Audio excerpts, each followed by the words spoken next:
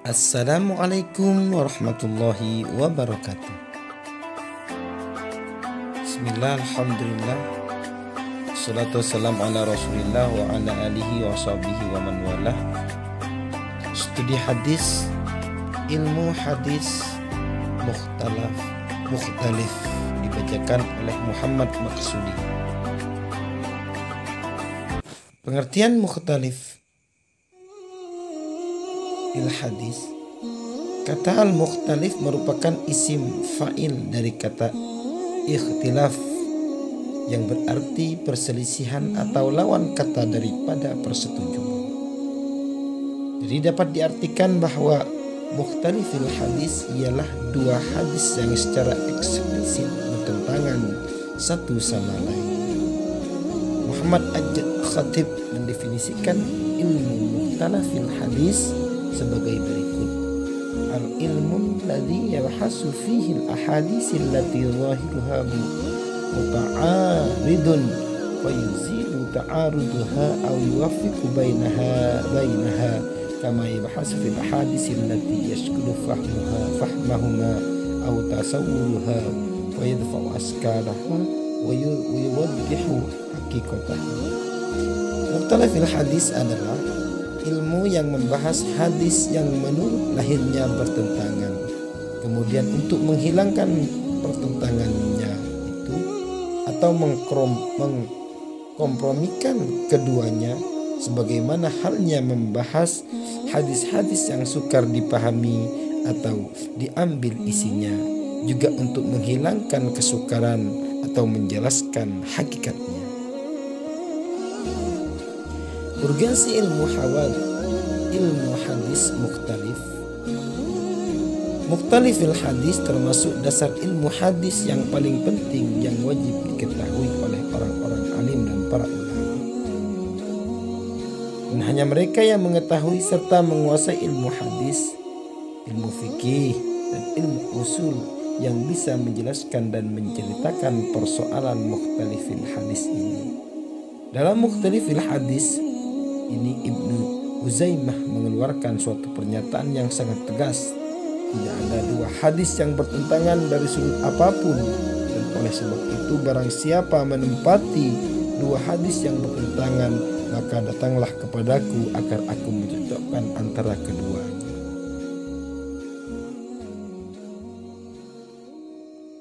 Kajian mukhtalifil hadis. Secara umum mukhtalifil hadis adalah hadis-hadis yang mengalami pertentangan satu sama lain.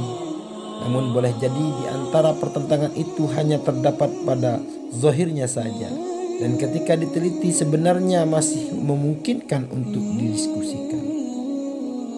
Dr. Abu Laits mendefinisikan hadis muskil sebagai hadis makbul, sahih dan hasan.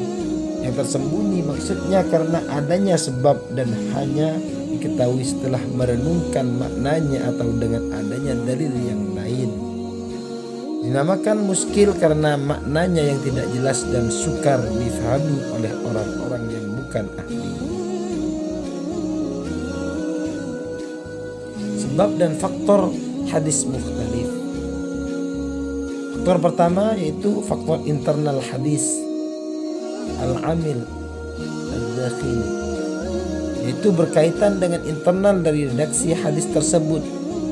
Biasanya terdapat ilat atau penyakit atau alasan di dalam hadis tersebut yang nantinya kedudukan hadis tersebut menjadi dhaif atau lemah.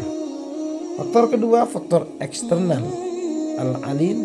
al-amil al-khariji, yaitu faktor yang disebabkan oleh konteks penyampaian dari Nabi, yang mana menjadi ruang lingkup dalam hal ini adalah waktu, tempat di mana Nabi menyampaikan suatu hadisnya. Faktor ketiga, faktor metodologis, al-wudu al-manhaji, berkaitan dengan cara dan proses seseorang memahami suatu hadis. Yang keempat, faktor ideologi, yakni berkaitan dengan ideologi suatu madhab dalam memahami suatu hadis, sehingga memungkinkan terjadinya perbedaan dengan berbagai madhab yang berkembang. Selanjutnya, Metode penyelesaian hadis mukhtalif dengan mengawali pembahasan tentang metode atau cara penyelesaian hadis mukhtalif, sengaja dikutip pernyataan Al-Imam Syafi'i sebagai peringatan yang tegas dalam memahami hadis-hadis mukhtalif, yaitu jangan berdebatkan hadis Rasulullah Shallallahu Alaihi Wasallam satu dengan lainnya. Kalau mungkin bisa ditemukan jalan untuk menjadikan hadis-hadis tersebut dapat sama-sama diamalkan serta dipelajari. Jangan tinggalkan satu hadis. Jangan tinggalkan salah satu antara keduanya karena kita punya kewajiban untuk mengamalkan keduanya. Dan jangan jadikan hadis-hadis bertentangan kecuali tidak untuk diamalkan selain harus meninggalkan salah satunya. Maka diamalkan hadis yang lebih kuat karena lebih banyak jumlah rawi atau sanadnya. Atau rawinya lebih tinggi dan hafalannya lebih banyak menyertai gurunya.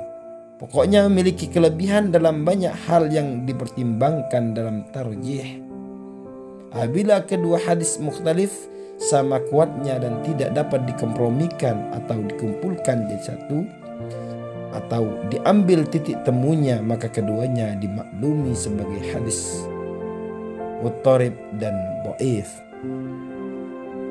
Selanjutnya, metode al-jam', penggabungan atau dimusyawarahkan, yaitu pengungkapan penafsiran terhadap suatu hadis mukhtalif dapat menghilangkan kesulitan dalam memahami hadis tersebut dan dapat menghapus pertentangan dengan hadis lain.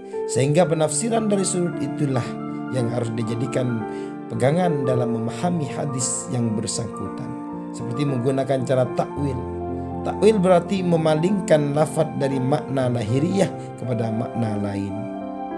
Oleh Al-Imam Syafi'i, metode atau cara takwil dipandang dapat digunakan untuk menghilangkan pertentangan antara suatu hadis dengan hadis lainnya. Contoh, suatu hadis akhbarana Ubaidillah bin Sa'id qala haddatsana Yahya an ibni Ajlan qala haddatsani Asim bin Umar Qatadah an Mahmud bin Labid an Rafi' bin Khadij an Nabi sallallahu alaihi wasallam qala asfilu bil fajri.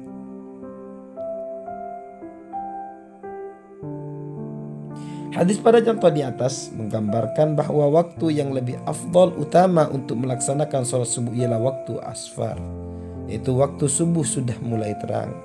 Hadis yang tidak dapat didiskusikan pencarian titik terang masalah hadis seperti ini bisa diselesaikan dengan dua cara, yaitu nasikh mansukh.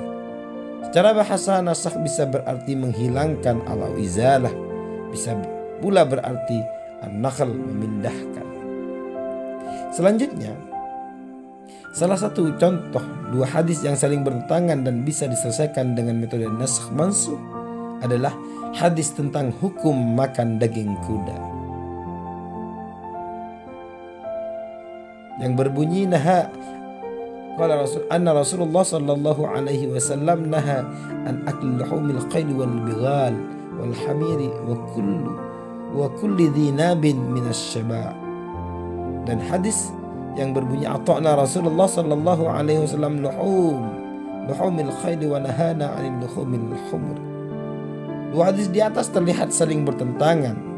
Hadis pertama berisi tentang larangan makan daging kuda yang sekaligus menjadikan ia haram. Hadis kedua menunjukkan kebolehan memakan daging kuda.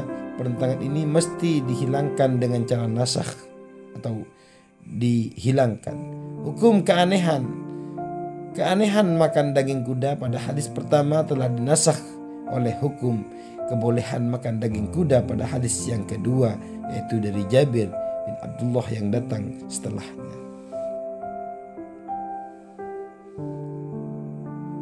Dua metode tarjih Ini dilakukan setelah upaya musyawarah tidak memungkinkan lagi.